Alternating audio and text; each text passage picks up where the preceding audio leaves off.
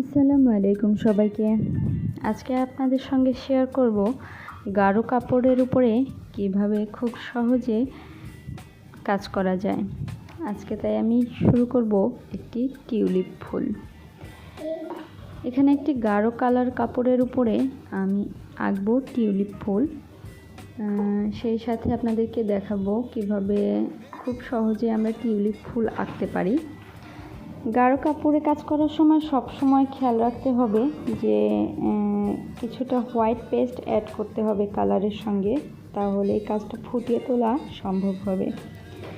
কাজটাকে ফুটিয়ে তোলার জন্য আমি প্রথমেই একটা মাঝারি ধরনের শেড দিয়ে দিচ্ছিলাম, যাতে পরের ডিটেলিংগুলো ভালোভাবে অ্যাড করতে পারি।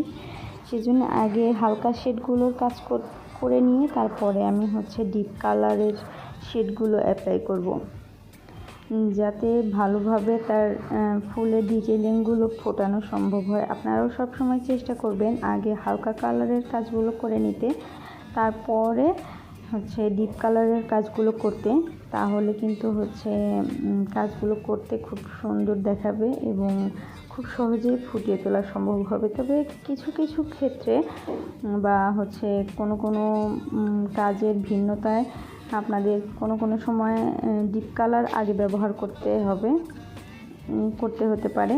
তবে বেশিরভাগ ক্ষেত্রেই কিন্তু হালকা কালারগুলোর কাজ আগে করতে হয় বোঝাতে, তাই চেষ্টা করবেন আগে হালকা কালার কাজগুলো করতে, তারপরে ডিপ কালারের কাজগুলো করবেন এবং পরে কাজ করতে করতে দেখবেন আপনাদের একটা অভিজ্ঞতা আসবে যে কোন কাজটাতে আগে হালকা কালার এবং কোন কাজটাতে আগে ডিপ কালার, বা কোন সাইডে হালকা কালার কোন সাইডে ডিপ কালার দিলে কাজগুলোর সৌন্দর্য বেড়ে যাবে এবং ডিটেলিংগুলো খুব ভালোভাবে ফুটিয়ে তোলা সম্ভব হবে। এটা আয়ত্ত করতে পারলে কিন্তু কাজে দেখবেন খুব সহজেই যে কোনো ডিজাইন, যে কোনো কাজই আপনি খুব সহজেই করে ফেলতে পারবেন। তা আমি আজকে হোয়াইট পেস্ট পদ্ধতিতে এই রঙটা করে নিয়েছিলাম এবং খুব সহজেই কিন্তু একটা ফুল এঁকে নিয়েছিলাম, যাতে ডিপ কালারে কাজ করতে কিন্তু খুব সহজেই হয়ে গেছে, একদম কালারটা ফুটিয়ে তোলা সম্ভব হয়েছে, এটাতে কোনো কষ্টই হয়নি। তবে আজ এই পর্যন্তই। আসসালামু আলাইকুম, টাটা।